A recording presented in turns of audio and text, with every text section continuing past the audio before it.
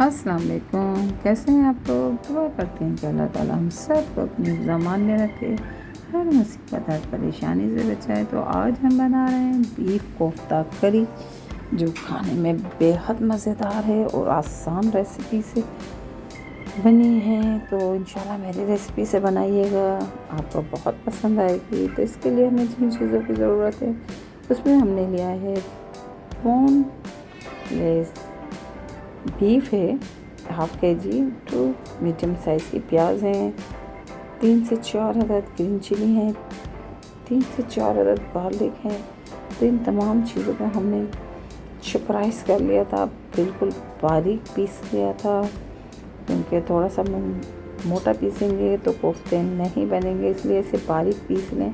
फिर इसमें हमने चंद मसाले शामिल किए, घर के मसाले हैं। तो उसमें हमने लिया है 1 टेबलस्पून रेड चिली पाउडर, गरम मसाला पिसा हुआ 1/2 टीस्पून, बेसन है भुना हुआ 3 से 4 चम्मच, और योगर्ट है हमारे पास 1 से 2 टेबलस्पून, और 1 अदद हमने अंडा लिया है। तो अंडा हमने पूरा नहीं डालना, जितना हमें ज़रूरत है हम उतना हिसाब से डालेंगे। और फिर इन तमाम चीज़ों को डालकर हमें बहुत अच्छी तरह से मिक्स कर लेना है। तो हम तमाम चीज़ों को डालेंगे और अच्छी तरह मिक्स कर देंगे। और जब हमने इसे मिक्स कर लेंगे तो फिर हमने इसे 5 से 10 मिनट के लिए फ्रिज में रख देंगे, क्योंकि ये अंडे की वजह से और दही की वजह से थोड़ा सा सॉफ्ट मिक्सचर हो जाएगा। तो आप इसे फ्रिज में रख दें 5 से 10 मिनट के लिए, तो ये थोड़ा सा सेट हो जाएगा। फिर आप आसानी इसके कोफ्ते बना सकती हैं।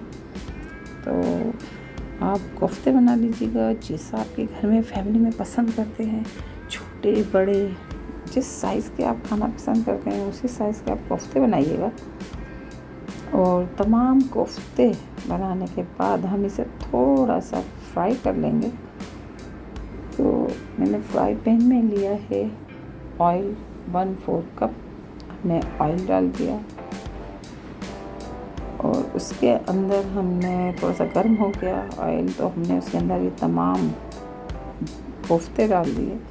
इसे फ़ौरन नहीं चलाना है, वरना कोफ्ते टूट जाएंगे। तो इसे 1-2 मिनट तक थोड़े से सख्त हो जाए, तो फिर आप इसे कपड़े की मदद से हिलाइएगा, और फिर स्पून या कांटे की मदद से हल्के से इसको आप घुमा दीजिएगा। तो जब ये तमाम कोफ्ते फ्राई हो जाएं तो आप इसे निकाल लीजिएगा। अब दूसरे प्रोसेस की तरफ चलते इसका मसाला बनाते हैं। तो उसके लिए हमने लिया है 1/2 कप ऑयल, और उसमें हमने शामिल किया है 1 टीस्पून साबुत गरम मसाला। ज़ीरा उसमें शामिल नहीं है।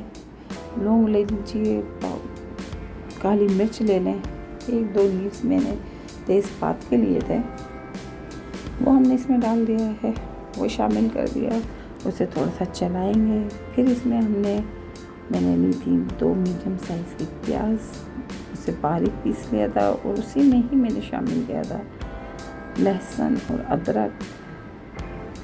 2-3 लहसुन के जवे थे और 1 अदरक का टुकड़ा था, वो हमने उसी के साथ ही पीस लिया बारीक और फ्रेश। तो वो हमने इसमें डाल दिया। इसे भून लेंगे लाइट पिंक होने तक। थोड़ा सा पानी ऐड करेंगे ताकि मसाला अच्छी तरह से भून जाए और मसाला लगे भी नहीं। तो हम इसमें थोड़ा सा पानी हमें इसमें डालना है, तकरीबन 2 से 3 टेबलस्पून, और इसे प्याज को अच्छी तरह भून लें। फिर इसमें चंद मसाले शामिल करेंगे जो हमारे रेगुलर मसाले हैं। 1 टेबलस्पून हमने इसमें शामिल किया रेड चिली, पिसा हुआ धनिया हमने इसमें शामिल किया है 1 टीस्पून, और 1/2 टीस्पून हमने इसमें शामिल किए हल्दी, और सॉल्ट जितना आप खाना पसंद करते हैं उसके हिसाब से डालिएगा। मैंने 1 टीस्पून इसमें डाला है। तो कम नमक में गुंजाइश होती है, हम बाद में ऐड कर सकते हैं। ज़्यादा नमक डालेंगे मसला हो जाता है। तो थोड़ा सा पानी डाल के इस मसाले को हमने बहुत अच्छी तरह से भूनना है ताकि इसका कच्चापन निकल जाए। जब इसका हमने मसाले को अच्छी तरह भून लिया, फिर हमने इसमें शामिल किए 1/2 कप दही।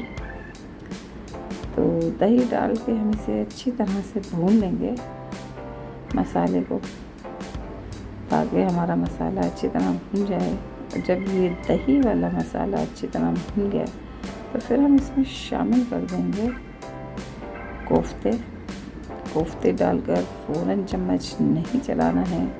जब देखें आपका ऑयल ऊपर आ गया तो समझें आपका मसाला भुन गया है। फिर इसमें शामिल कर कोफ्ते डालकर चम्मच बिल्कुल फ़ौरन नहीं चलाइएगा, उसे कपड़े से पकड़ कर भगोने को आप चला दें।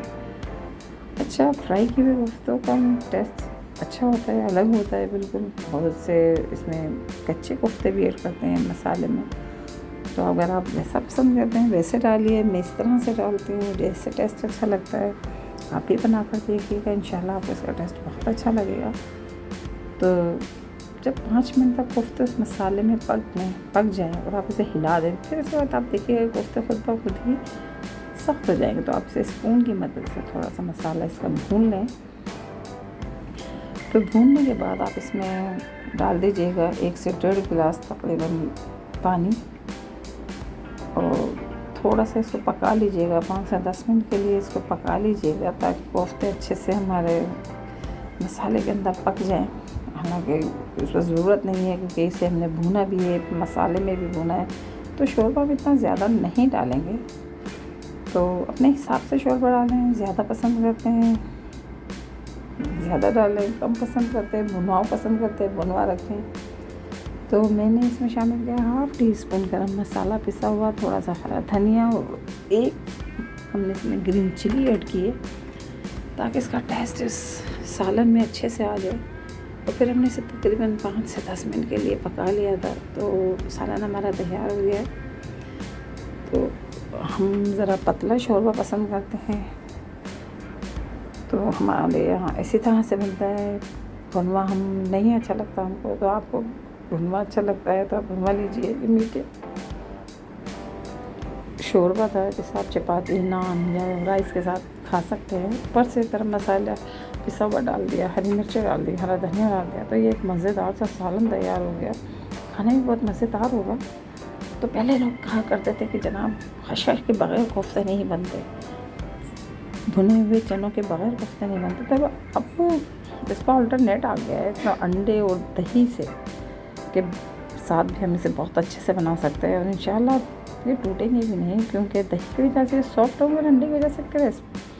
तो आप इस तरह बना कर देखिएगा मेरी रेसिपी से, इंशाल्लाह आपको बहुत पसंद आएंगे।